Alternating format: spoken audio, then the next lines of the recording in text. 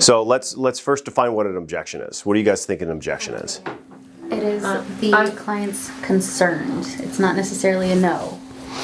Client's concern?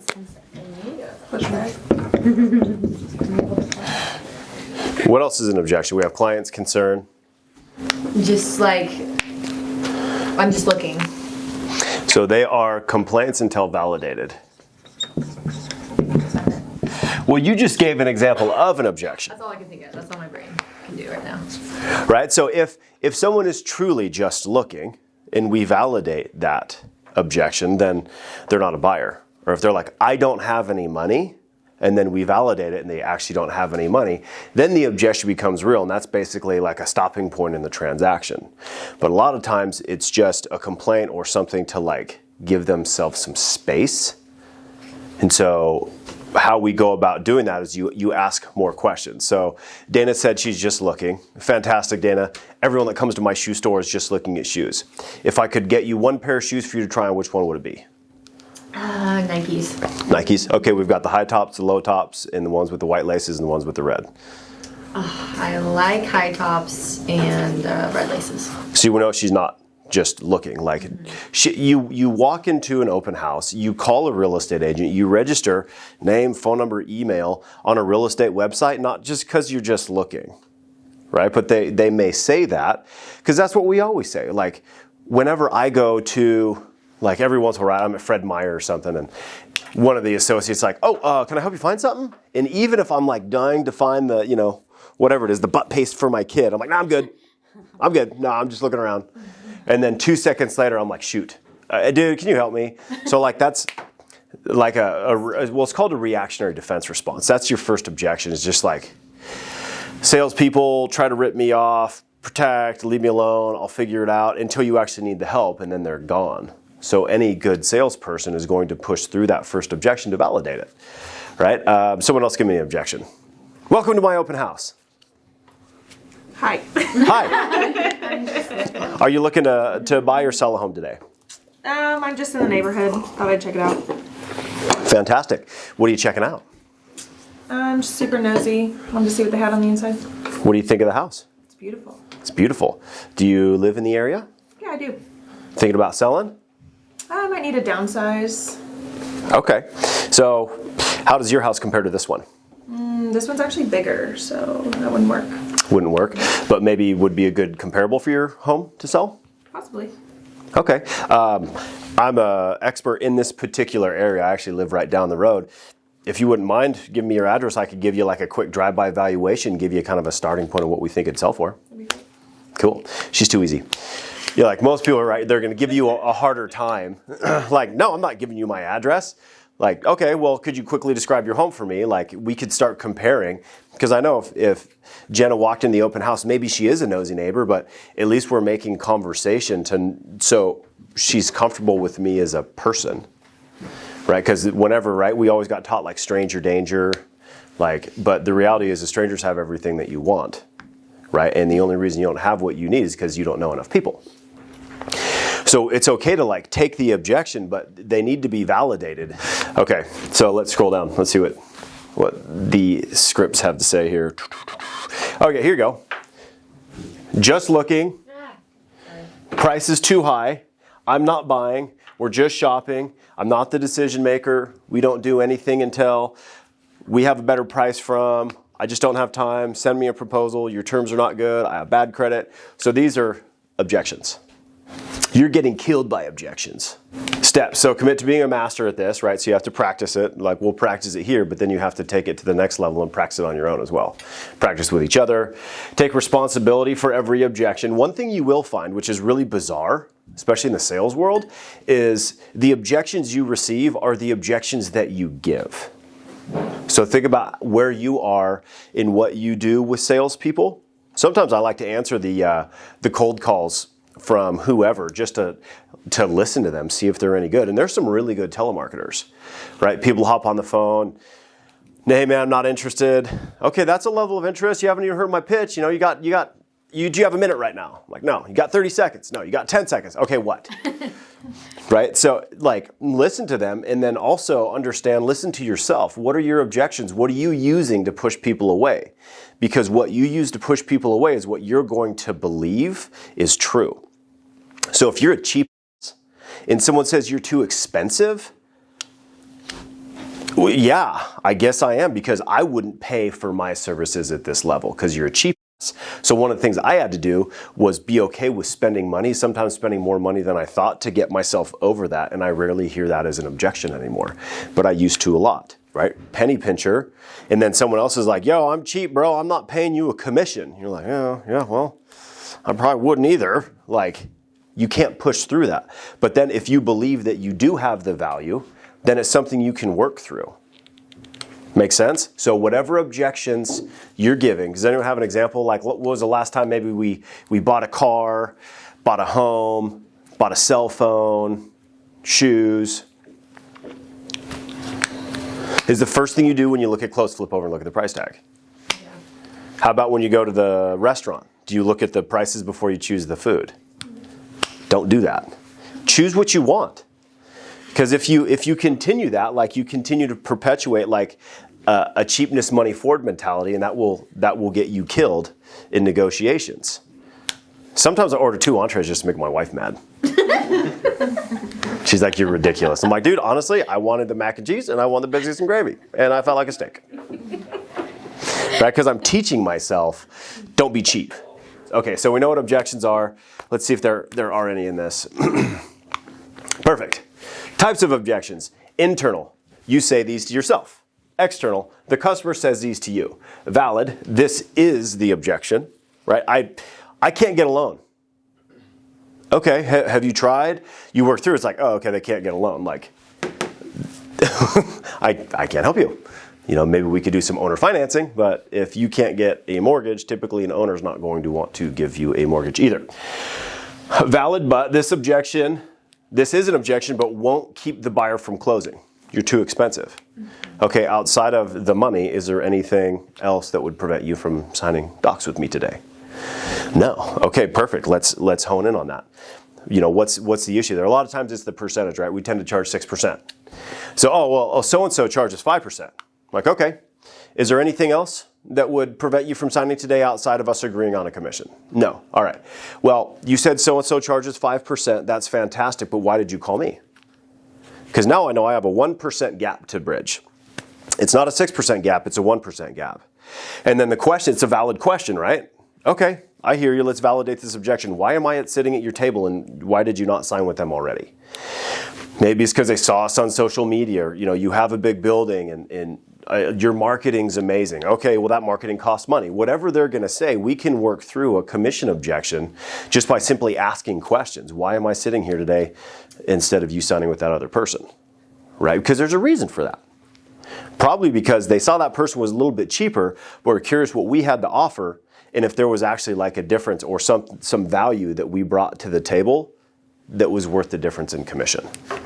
Right? So it's valid, but it wouldn't keep them from going. Like, yes, you're going to pay them $30,000 and you're going to pay me $34,000. Here's what the extra $4,000 is going to get you. First off, you don't owe me anything if it doesn't sell. So let's just get that out front. And wouldn't you want me to spend a little bit more money marketing your house specifically to make sure it actually does sell? Or are you just thinking about throw it on the market and see if you can get lucky? Invalid, not the real objection. I got to talk to my wife first. Right? Or I need to talk to my spouse. Well, I know personally that if your spouse is anything like my spouse, she already knows that you're here and trusts you to make a good decision. Is that fair? Or maybe it's like, no, dude, you don't understand. We're about to get divorced. If I make one more decision, perfect, can we get her on the phone right now? You know what I mean? Like, you want to push through and validate. If it really is a spouse, like, let's get them on the phone. No, I'm just feeling, maybe they're feeling rushed or pushed or it's too soon. Or it comes back to like, even if I don't say it, I'm thinking and like conveying, I'm confused. Like, why are we at a real estate office talking about buying homes?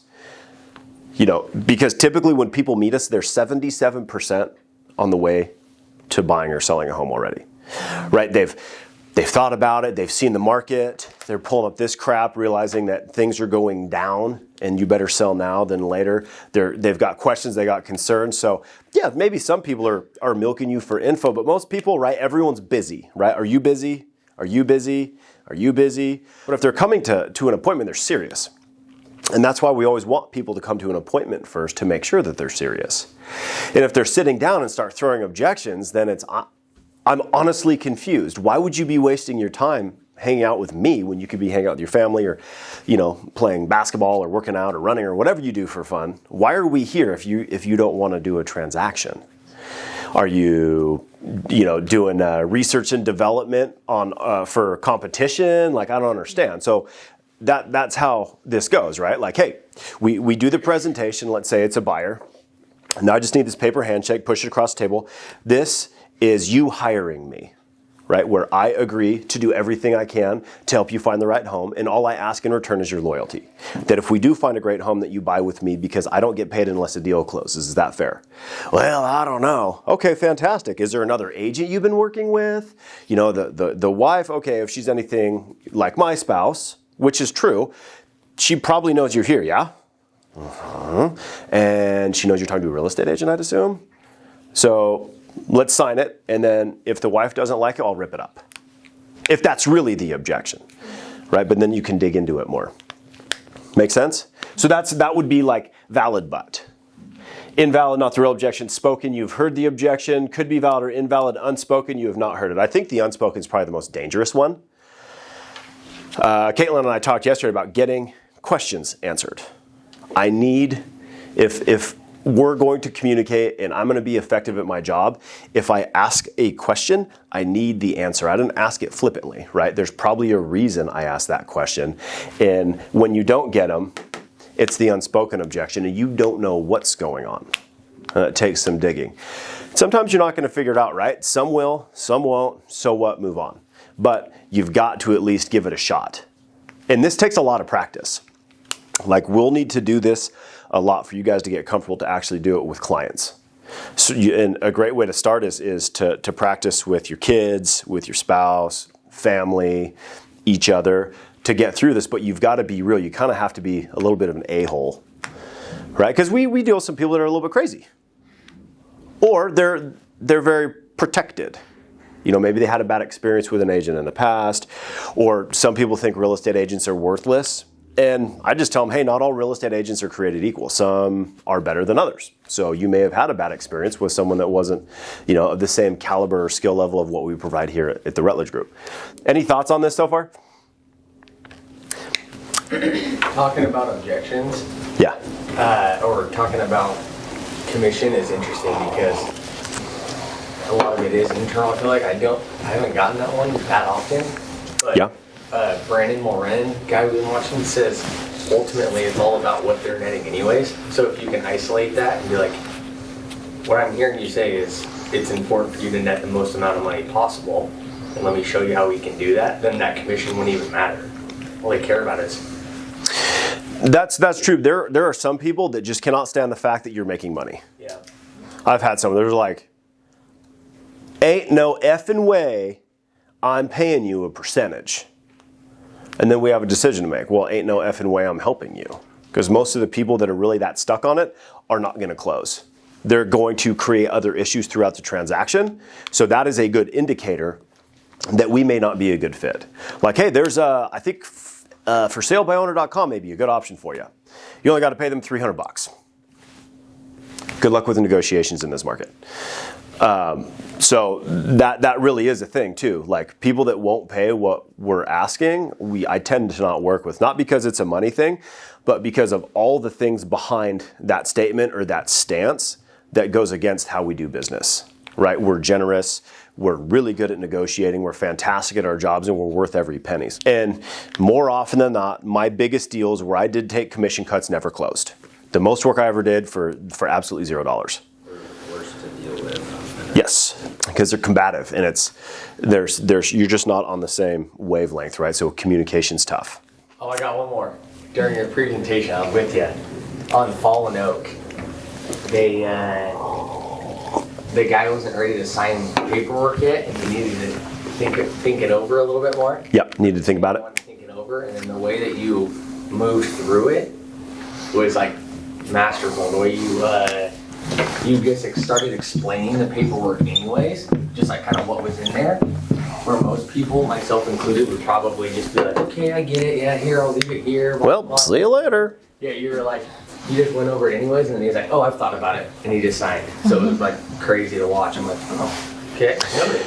So, meet with some clients, great people. We had a great conversation, agreed on price, agreed on everything. Commission terms, awesome. Good. I'm just not ready to make a decision. I'm going, okay, that's fine. Do you know how to DocuSign? Yes. Okay, perfect. What we do is we always explain everything to our clients before they sign it. So, I'm going to explain all the paperwork to you now so you can quickly DocuSign it later without wondering what anything is. Sound fair? We're here, otherwise I gotta come back, you have to get off work early, we have all these things, and we're already here, so let's just go through the paperwork, and then when you're comfortable, you can sign it. So I go through the paperwork, and by the time we're done going through the paperwork, they're like, can we just sign now? Because it was logical. Like, they want to work with me, that's already established, they're going to work with me. For some reason, it was just a time stall. It was a stall, right? It was an objection, we validated that it wasn't real. But it also makes sense. Or another thing I'll do is, hey, that's great. You had to get off work early, or you had to rearrange your schedule. Maybe they had to get a babysitter. They got dogs barking. Like, I'm sure that you don't want to go through this entire process again to get paperwork signed. So how about this? Let's get it all signed right now, and I'll leave it with you. And then when you're ready to go, call me, and I'll swing by and pick it up. And if you decide you don't want to work with me, you can just rip it up. Fair? Because it's logical. Dude, I don't want to come back, and you don't want me coming back. We already did like the whole dog and pony show, right? I had Jason dancing on the island. Josh is doing push-ups in the background. Matt's doing handstands. Like, these guys are tired. So if we've already gone through this whole thing, let's just, here, we'll sign it all now, and then just hold on to it. And I've had people do that, but again, typically they're like, just take it, it's fine. Because there's something about when a pen touches paper that makes something real, which is why we write our goals down. And other things. That's why all real estate contracts are in writing, right? Because you can go back and forth. We've done this. Yeah. Let's just do it verbally. All right, dude. It looks like we landed on $385, and that the seller won't sign it. I want $390. Never mind, right? Because it was verbal, and verbal is ethereal, like it's floating in the universe. But we need to bring it to earth, and we bring things to earth by putting pen to paper. Make sense? Thanks for bringing that up. Okay, objection defined. A reason or argument offered in disagreement, opposition, refusal, or disapproval. The act of objecting, opposing, or disputing. A ground or cause for objecting. A feeling of disapproval, dislike, or disagreement, right? So when you get an objection, or disagreement, or disapproval, the first thing you want to do is like back off. I had a great sales guy yesterday, Crexy, so I did. I sent you guys all an email. It's an amazing product. I knew I wanted to buy it, but I was messing with him a little bit to see if it was any good, and he really wasn't that good. So I was like, hey, I'll just sign it later. And he's like, okay. But could you sign by 5 because you're supposed to sign while I'm on the call? I was like, we'll see. He's like, all right, is there anything you want to see? Or I'm like, dude, you can push on me a little bit, lean. Like, hey, man, let's just get it done right now. What's holding you back? My credit card's in my truck. I'll wait. We can't do this, right? I've been like, because it's very, I put my credit card information afterwards because I said, hey, I got a call, I got to go. But there were better ways for that guy to close, but he wasn't trained. It was kind of hilarious, but I use these interactions with salespeople all the time to better myself and to think like, because what I've told you guys before, and I'll tell you again, is what you learn here applies everywhere. If you know how to sell, you could go sell cars. You could go sell technology, you could go sell printers, you could go sell shirts, you could go sell anything. You could work at Nordstrom, right? If you understand a reactionary defense response, right? You work at Foot Locker and someone's like, I'm just looking. Fantastic. Which shoe you want to see? I told you I'm just looking. Yeah, I know you're just looking, but you walked into a shoe store, so I'm assuming you want to try something on. Like, insert the skills you learn here and put them anywhere.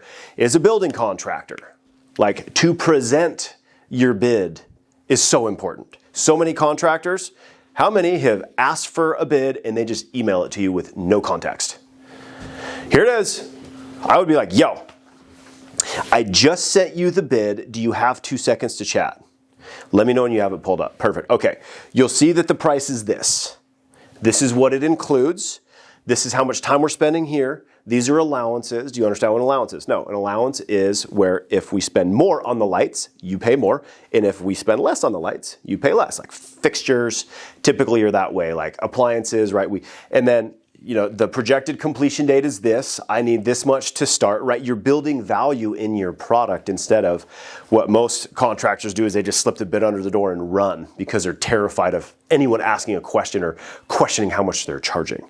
Instead, you confront the beast up front and say, hey, I don't know if you noticed, fuel's expensive. We use tractors. We have trucks that pull trailers.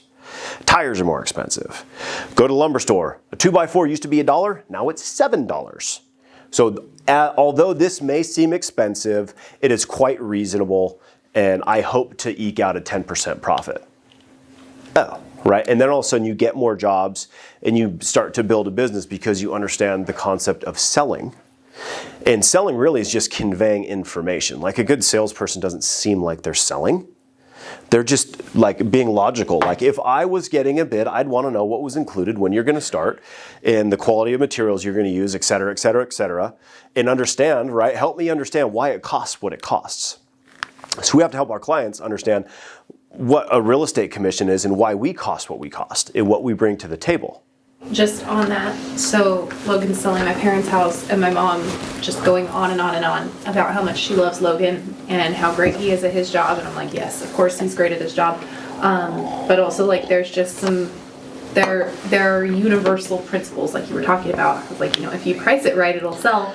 And because Logan is so good at what he does, he can tell you right off the bat exactly what that price needs to be to get it to move. And then when it comes time for negotiations right now, the repair addendum comes in, he can make a recommendation. Like, to her, it seems like, oh my gosh, you guys are the only ones that can do that. It's like this. And it's like, well, Kind of, because we're the only people that actually like take the time to learn these things, practice these things, implement these things. And that's like you were saying, not all agents are created equal. So like, that's what sets us apart. It's not rocket science, but it's hard work. Honestly, I think it is rocket science. Yeah? Take property management, for example. I decided to self-manage a bunch of the townhomes that I just built. Not that easy. I'm a real estate professional. I know pretty much everything there is to know about the residential real estate space, including renters, rent rates, accepting applications. But good God Almighty, I throw something up, you're getting peppered with questions, and you have to remember that the first person that applied, if they meet your criteria, is the one that you have to get. But you have 10 applications trying to figure out who's the best and who actually qualifies. And then scheduling keys and move-ins and move-outs and walkthroughs to make sure you mark all the nicks and dings in the house for their deposit later. Kind of a nightmare. So, and property management is just like a small sliver. Like we do all things real estate, but because I don't do that and I don't do it often, it was a lot more difficult than I anticipated, even though I know everything and fully qualified to do it. All right, it was new contracts. It was what are the latest laws? Like I had to educate myself on a lot of this stuff before I could even sign a lease. Right. And then that built up in my mind the value of a property manager and made me question whether or not I want to have anything to do with it. Right? So if you go to try to sell your own home, I was thinking about this weekend. Okay, perfect. Where do I get a sign? How do we arrange access? Most people don't understand about signs and lockboxes, stuff that we take for granted. Super simple. Okay, who's a good photographer? There are people that are good at shooting people and terrible at shooting things. And people really good at shooting things and terrible at shooting people. We've had our photographers that shoot houses like try to do headshots, and it's like, I look like I just came out of a war zone. How my iPhone would do better. So we've just over the years simplified and streamlined like a very complex process into something that we make look easy and is easy for us because you guys are doing exactly what I learned to do through the School of Hard Knocks. This is not easy by any means. And it's interesting only because I have the context and I can contrast it with me doing something I'm not used to doing and realizing that property managers do have quite a bit of value. And that we haven't even got into the freaking, these are all brand new, right? The AC is not blowing right upstairs. There's a chip in the tub. When is the shower door coming in, hey, this lock is wiggly, you know, like time, and like not being used to the interactions and what we do and what we don't do and why, like establishing protocols for like communication, and it's kind of nuts. So all of that stuff I had to learn through getting kicked in the head for a month trying to manage freaking 4 units that I just built. So when you get the objection, I know in my heart, hey, I'm worth every penny. Because I know what is going to happen if you do this on your own, and I want to make sure that you don't experience that as a client. I truly care about them, right? Hey, put the money aside. This is not the time to represent yourself. I truly believe that. So when someone says they're going to represent themselves, because that's not an objection that I harbor. I never FISBO'd anything myself, never thought about it or wanted to. I then can speak logically to someone about this and explain why. And I can use the property management story. Sometimes you need experiences that aren't so great that you can use later on.